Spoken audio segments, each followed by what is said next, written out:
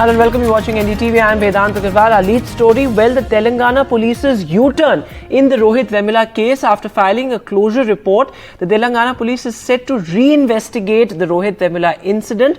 Remember, earlier in the closure report, the Telangana Police had said that there is no ground to actually connect any action by the accused to the death by suicide.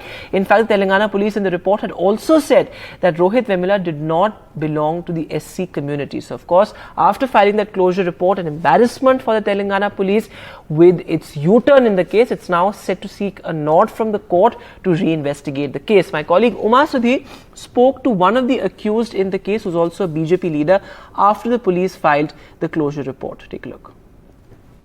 What's interesting is that this closure report has come in the month of March, but it's becoming news now, just 10 days before Telangana elections.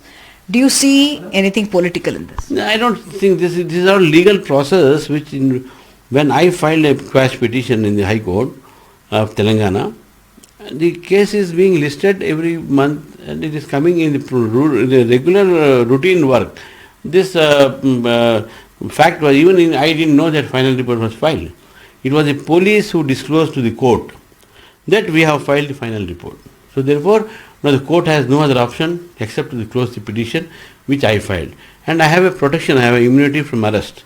The court have given me stay of arrest. So therefore, the case now will not stand in High Court because of this. Now if anything, if they want to reopen, as now just now I heard that their family is going to see them and then speak to them for reopening and all, they have a legal process for it, for their that liberty to do it.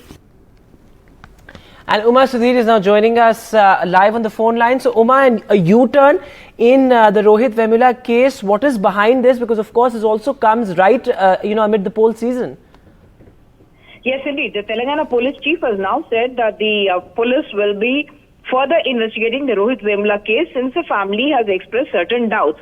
No doubt at all that the Congress party and Rahul Gandhi would be personally embarrassed with this closure report that's been submitted by the Telangana Police in the month of March, because Rahul Gandhi was among those, and the Congress party was a party which had lent support to this particular protest on the university, and Rahul Gandhi had personally come to the university also for this, and for the police to be submitting this report at the time when a Congress government has been here for the last 3 months, that is certainly embarrassing. The second thing that is there in the police chief's note is that he says the report was finalized in 2018 and 2024 is when it was finally submitted in court, which means to say that he was saying that it is in the BRS government that this report was prepared, and perhaps it also sits with the Congress narrative that the BRS is hand in glove with the BJP, because the accused in this case were all mostly BJP leaders, and them getting now absolved in this case is because of a report that was submitted or prepared by the police when the BRS was in power, even though it has been submitted when the Congress is in power now in Telangana. Back to you. Right, Uma, thanks very much for joining us with that. So a U-turn, a huge embarrassment for the Telangana Police right in the middle of poll season. And moving now to the biggest political headline of the day, Rahul Gandhi filing his nomination from Raebareli. This is the Gandhis' walk away from their family bastion, erstwhile family bastion in fact, of Amethi. A Gandhi loyalist, KL Sharma, has been fielded from Amethi, and after much suspense, Rahul Gandhi filed his nomination from the other family bastion. This is a BJP took barbs at Rahul Gandhi. The Prime Minister said he's scared and he's running away. Take a look.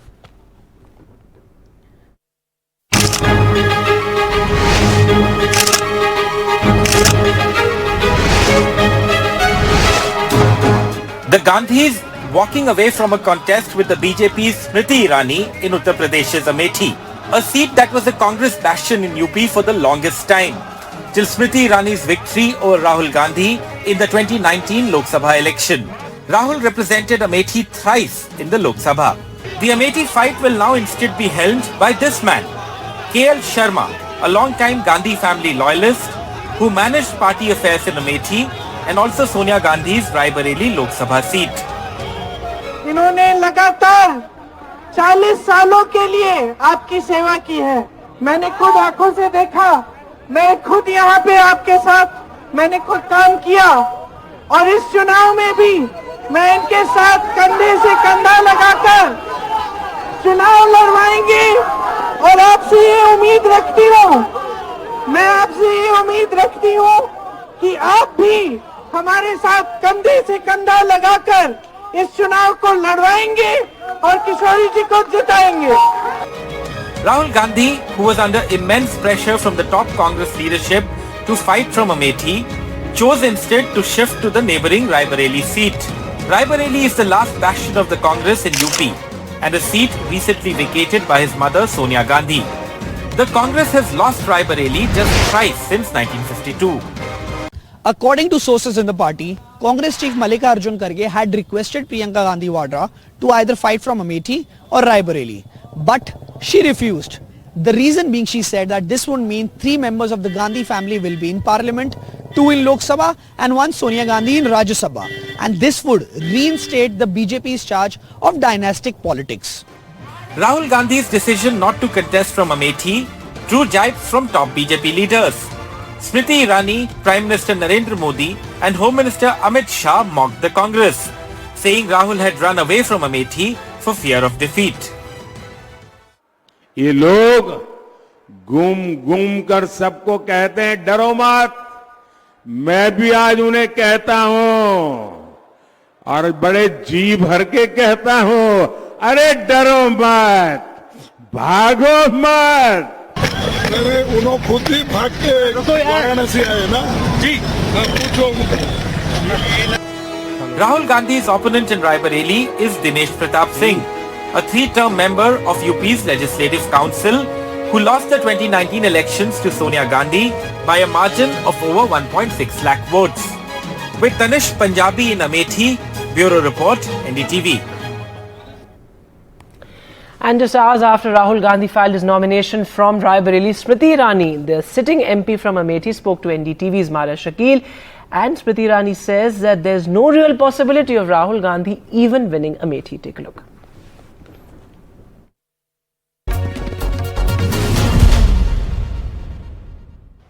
Overall in Uttar Pradesh, let me ask you, the Congress says that Daro mat, bhago mat, all that, those phrases that he had used in the past, they are coming back to haunt him, of course. But why look at those, that may be good for narrative setting, but then even if Rahul Gandhi would have fought from Amethi, the BJP would have harped on similar narrative. I think what is pertinent to note, Maria, Mr. Gandhi fought Wayanad and was not transparent enough with the voters of Wayanad about his intentions to fight from another seat. That exposes his hypocrisy as a politician. Secondly, I believe by conceding that the Gandhi family will not fight from Amethi, they've already declared that they are not well positioned for victory in Uttar Pradesh. And I think if you look at all political pundits who have a semblance of an understanding of political realities in this country, they are concluding, some who are a part of the Congress ecosystem, grudgingly so, that on the 4th of June we are poised to see again Narendra Modi return as Pradhan Sevak of India. And on 4th of June, we'll be seeing you again in the 18th Lok Sabha in a bigger role perhaps. But ma'am, 80 on 80 is achievable, are you saying that? Or is it 79 yes. 79 or whatever, what is the number that you're giving in Uttar Pradesh? Today is a great indicator of what is available in terms of political realities vis-a-vis the Congress party. It is the Congress party that has concluded that if any member of the Gandhi family fights Amethi, they will lose. It is not a conclusion by the BJP that the Gandhi family felt it did not have even a fighting chance in Amethi. Speaks volumes. Because remember this, they are the first family of Indian politics. And I am just the normal karyakarta of the BJP. That a BJP normal karyakarta could send them packing away. Speaks volumes about what awaits them on the 4th of June. Ma'am, the Congress party's footprints across the country has been shrinking, and particularly it's worrying, it is shrinking in the state of Uttar Pradesh. 80 seats it sends to the Lok Sabha. Do you think it will be able to do or make any mark in these elections? No. I think the proclamation from Amethi itself is indicative that this is the last death knell in the political coffin of the Congress party. So, as far as Raebareli battle, how do you see that? Like I said, if Mr. Gandhi was so sure of winning Raebareli, why did he fight Wayanad? Because Maria, every election costs the taxpayer. So why waste the taxpayers' money? So Rahul Gandhi has wasted taxpayers' money is what your opinion is, ma'am. 80 on 80 is what the BJP is expecting in Uttar Pradesh. How do you see the battle playing out? Well, this 79th today was, like I said, proclaimed by the Congress party itself that they are losing. The 80th being Raebareli, Mr. Gandhi will surely lose from there. Else he would have never fought from Wayanad. And do remember, Mr. Gandhi is not fighting this battle alone. He has taken the support of the Samajwadi Party. So what kind of a leader is this who can't fight his own battles alone? So compared to somebody who's self-made and has been a productive MP, do you think an absentee MP who depended on a family name to become a politician is a worthy opponent for a person like me? So Smriti Irani exuding confidence there. But moving now to our special exclusive, Lalu Prasad Yadav's rare interview in poll season. He got candid on NDTV. This is his first interview after the split with Nitish Kumar. He says that Nitish Kumar was like my younger brother and he betrayed me. Take a look.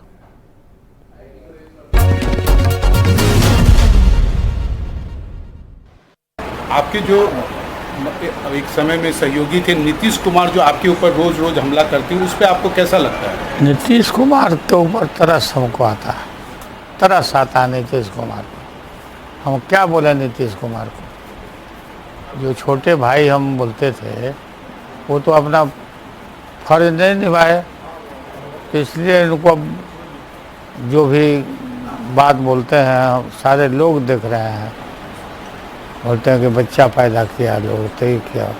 ये बच्चा पैदा किया, जो नहीं बच्चा पैदा किया तो उसके लिए हमको क्या कहना है? लेकिन मान लीजिए सर, अगर नीतीश कुमार फिर आपके पास वापस आना चाहें तो आप उनको अब लेंगे? काहे के लिए नीतीश कुमार अब आएंगे यहाँ पर? फिर मौलवी तार फिर उनको यहाँ हम लोग बढ़ावा दें। हर स्थिति में ही रहे, मुख्यमंत्री बन रहे हैं। अब चले, अब राजनीति का करने का अब दम नहीं है नीतीश कुमार को। So Lalu Prasad Yadav there, candid as usual. But moving now to some setback for Hemant Soren, the arrested ex-chief minister. The Supreme Court has backed the CBI probe in the Jharkhand mining case, in which Hemant Soren, remember, is one of the accused. The Supreme Court has refused to stay the CBI probe. Prabhakar with the latest. Yeah, exactly. And Hemant Soren was hoping that some respite will come from the apex court, but that did not happen. Remember, there are two cases against Hemant Soren, the Jharkhand chief minister. One is regarding the mining case, the Sahabganj mining case, which was heard in the Supreme Court today, and the JMM had a plea before the apex court that they wanted this case to be quashed and the CBI inquiry to be stopped in this particular case. Now the apex court has refused to stop this ongoing inquiry, saying that the inquiry by the CBI would be conducted, but the charge sheet would not be filed in this particular case. And remember, in this mining scam, the ED is already inquiring into it. There are 4 people who are already under arrest. They are all close associates of Jharkhand Chief Minister Hemant Soren, and Hemant Soren himself in jail. So the second case which pertains to which involves the Chief Minister is regarding the Ranchi land scams. So the 2 cases which are being inquired by ED. One of the case was being taken by CBI. The JMM wanted Apex Court to intervene and stop the CBI from getting into it. So the Apex Court has refused to do so, which means that the trouble would certainly be mounting for Hemant Soren, and that too in this election phase. In this election phase, when they wanted the Chief Minister actually to be out on the street campaigning for the party. And meanwhile, looking at the sitting Chief Minister in jail, Arvind Kejriwal, some relief could be likely for the arrested Chief Minister, with the Supreme Court now indicating an interim bail or the possibility of an interim bail for Arvind Kejriwal. The Supreme Court, remember, while hearing the plea filed by Arvind Kejriwal against the Enforcement Directorate, said that an interim bail could be a possibility and that they may consider an interim bail given the fact that elections are underway. In fact, the Supreme Court has also asked the Enforcement Directorate to specify the grounds for bail or the conditions for an interim bail. This case will be held next week. All eyes on that. For now, a short break, but news continues on the other side.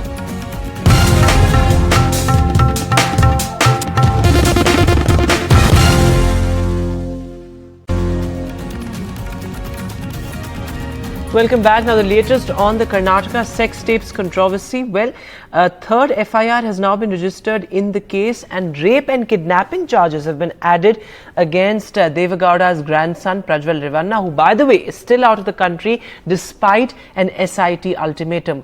Well, remember this also as the Revannas continue to push for anticipatory bail. Take a look. Father accused of abduction, son accused of rape. Fresh FIRs leaving the first family of the JDS more red-faced. The party in the dock and its allies even more politically embarrassed. A fresh FIR was filed in Mysuru against JDS MLA HD Revanna, accusing him of abducting one of the women featured in the controversial videos that have created a political storm in Karnataka. The senior Revanna's counsel was forced to move court for anticipatory bail. Instructions ಕೊಟ್ಟಿದ್ದೀನಿ ಆ ಹೆಣ್ಮಕ್ಳು ಎಲ್ಲಿ ಹೋಗಿದ್ರೆ ಪತ್ತೆ ಹಚ್ಚಿ secure ಮಾಡಿ ಅಂತ ಹೇಳಿದ್ರು. Special Public Prosecutor representing the SIT has filed a requisition to invoke rape charges against Prajwal Revanna based on a second FIR registered against him. The woman has alleged that she was threatened, filmed and later blackmailed. If the victim gives the statement before the magistrate. So that process is on. It is still going on. And we are also requesting all the victims, we give you the protection. Any security is required, we'll definitely give you. You come forward and give the statement. Ahead of parliament elections, the scandal has taken center stage politically. The case has new twists and turns, with more victims coming forward to file complaints. While HD Revanna has been trying to avail anticipatory bail with allegations turning grave, the question is, when will Prajwal Revanna return to India? Pratibha Raman in Bengaluru for NDTV. And moving now to news from West Bengal. Well, harassment charges now against West Bengal Governor CV Ananda Bose. A Raj Bhavan employee, in fact, has levelled a harassment charge, though the governor has denied the charges, saying that this is an engineered narrative. Mamata Banerjee has upped the ante, saying that the Prime Minister must speak on the controversy as well. Here's a report. I welcome all the generous allegations and the frequent innuendos passed on me by some political forces. None of the absurd dramas is going to deter me from my determined efforts to expose corruption and curb violence. The West Bengal governor alleging political motives as he faces molestation allegations from a Raj Bhavan staffer. In response, he has blocked the entry of the police into the Raj Bhavan and said he wouldn't share the stage with the TMC minister who attacked him over the allegations. Now, how does it affect us? You have to ask the question to us whether we are ready to share the dais or any program with a molester, none less than the Rajyapal, the governor. You ask us, give us that priority. The temporary staffer at the Raj Bhavan alleged that the governor had molested her hours before Prime Minister Modi's visit to the Raj Bhavan on 2nd May. The police are taking legal opinion before filing a criminal case, as the governor enjoys immunity from prosecution due to his constitutional position. দেখুন আমরা ইনকোয়ারিটা যেটা আমরা complain একটা এসেছে যেহেতু শ্লীলতাহানি it is of a sensitive matter, ওটা মহিলা এসেছিলেন, উনি ডিটেলসে আমাদের সাথে কথা বলেছেন। আমরা এটাকে আপাতত এটা ইনকোয়ারি করছি এবং আমরা আমাদের যেটা ল ডিপার্টমেন্ট এবং কনস্টিটিউশনাল এক্সপার্ট যারা আছে তাদের সাথে আমরা এই বিষয়ে The Trinamool has hit out at the governor and accused the Prime Minister of remaining silent on the issue, despite targeting the TMC on the Sandesh Khali issue. Sandesh খালি নিয়ে সন্দেশ দিয়ে বেড়াচ্ছেন। আমি সন্দেশ খালিতে এমন কোনো ঘটনা ঘটতে দিইনি। ওদের জমি জমা নিয়ে কিছু প্রবলেম ছিল, আমরাই অফিসার পাঠিয়ে সেগুলোকে সলভ করে দিয়েছি। আর আপনি কি করছেন?